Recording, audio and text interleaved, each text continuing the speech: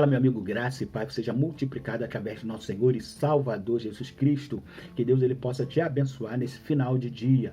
E hoje nós vamos falar sobre promessa. Promessa é o compromisso formalizado. Promessa é o compromisso formalizado. Quando nós falamos em promessa, nós vamos para o livro de Gênesis capítulo 12, livro de Gênesis capítulo 12, no verso 1, no verso 2, no verso 3 e no verso 4. Quando nós chegamos ali no verso 1, nós vamos ver que Deus ele faz 4 exigências a Abraão. A primeira é que ele saia da sua terra, a segunda é que ele saia do meio da sua parentela, a terceira é que ele saia da casa do seu pai, a quarta é que ele vá para o lugar desconhecido, ou seja, com um lugar aonde Deus ainda iria lhe mostrar. Quando nós falamos dessa exigência de Deus, nós vamos ver que Abraão, ele cumpriu, ele depositou a sua confiança, ele depositou a sua fé na promessa de Deus, ou seja, naquilo que Deus ele estava pedindo, que Deus estava ordenando, e ele tomou posse da sua vitória. No verso 2 e no verso 3, nós vamos ver que existem 7 promessas de Deus para Abraão.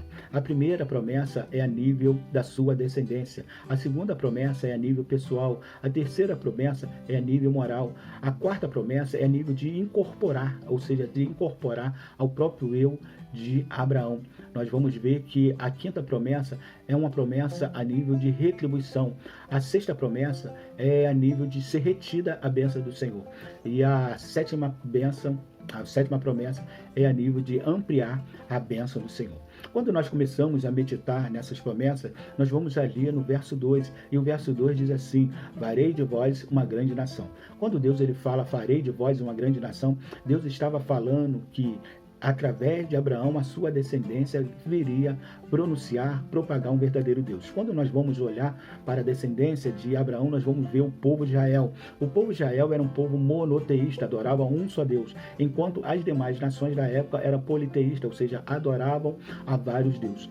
A característica maior do povo de Israel é que eles eram propagador do verdadeiro Deus, do Deus que fez os céus e a terra. Diferentemente dos deuses da época, aqueles deuses adoravam vários deuses. E a nível espiritual, nós podemos falar também que a igreja é descendência espiritual, a descendência espiritual de Abraão. No livro de 1 Pedro, capítulo 2, verso 9, diz assim: mas vós sois geração eleita, sacerdócio real, nação santa, povo adquirido, para anuncieis a virtude daquele que vos chamou das trevas para a maravilhosa luz. Ou seja, assim como Israel propagava um só Deus, assim também nós, como igreja, propagamos a um só Deus, os Deus que criou os céus e a terra.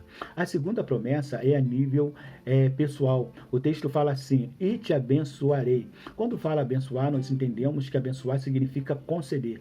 Quando nós falamos conceder, nós falamos que Deus ele concede a nível espiritual, como também a nível material. Quando Deus ele nos concede algo, é para aquilo que ele tem nos chamado venha ter sucesso, é para que nós venhamos ter êxito naquilo que ele tem nos chamado para fazer. Cada um de nós temos chamado para fazer uma grande obra, mas a adversidade, a dificuldade, muitas vezes vem sobre as nossas vidas, e nós precisamos sermos capacitados, nós precisamos de ferramenta, nós precisamos ser supridos. Isso chama-se ser envolvido com a bênção do Senhor. Nós entendemos que nós somos chamados, e aquele que ele chama, ele dá o respaldo, aquele que ele chama, ele capacita para que a vitória venha acontecer. No livro de Provérbios, capítulo 10, verso 22, diz: a bênção do Senhor enriquece e não acrescenta dores. Nós vamos ver que a terceira promessa é de cunho moral. A Bíblia diz: tornarei notório o seu nome, ou tornarei conhecido o seu nome. O nome Abraão hoje é notório, é conhecido, gerações conheceram o nome Abraão. Hoje nós conhecemos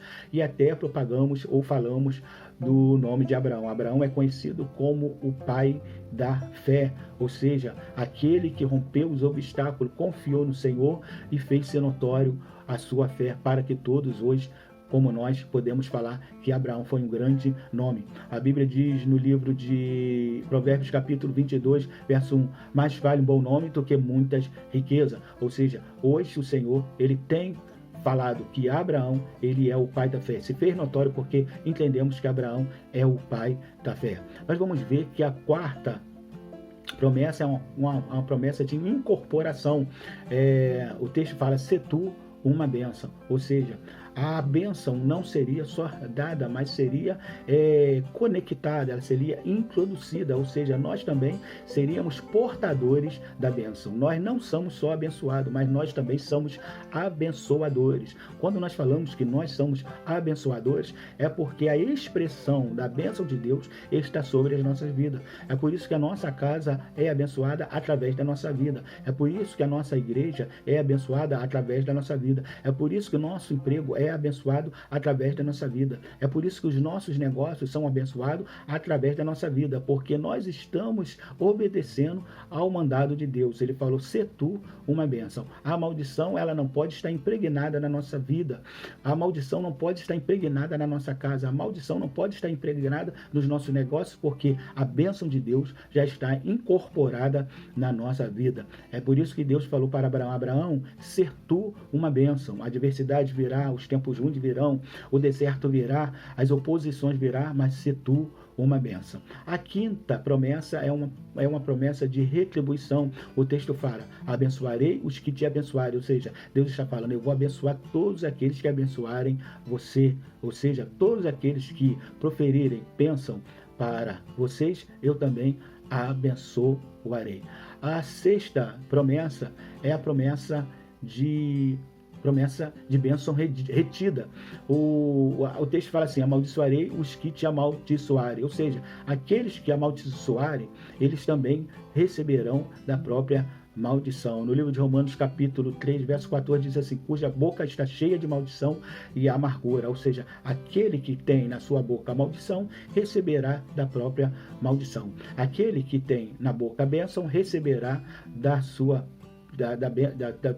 ele receberá a bênção na sua própria vida. Ou seja, quando alguém amaldiçoa, ele recebe da sua própria boca aquilo que proferiu. Nós vamos ver que a sétima promessa é uma promessa de ampliação, ou seja, a ampliação da bênção. Nós vamos ver que o texto fala: "Em ti serão benditas todas as famílias da terra, em ti serão benditas todos os povos da terra". No livro de Gálatas fala assim, Gálatas 3:9, "De sorte que são da fé são benditos como crente em Abraão. De sorte que os que são da fé são benditos como crente em Abraão". Ou seja, toda a família, todos os povos serão abençoados através da vida de Abraão, através daquilo que Abraão fez. Então, que Deus ele possa nos abençoar, sabendo que a bênção do Senhor é uma bênção para a descendência, que a bênção do Senhor é uma bênção pessoal, que a bênção do Senhor é uma bênção moral, que a bênção do Senhor é uma bênção para estar incorporada a nós, que a bênção do Senhor é uma bênção para ser retribuída, né? Uma bênção de retribuição, que a bênção do Senhor é uma bênção retida e que a bênção do Senhor é uma bênção ampliada. Que Deus ele possa nos abençoar sempre, lembrando que é só vitória.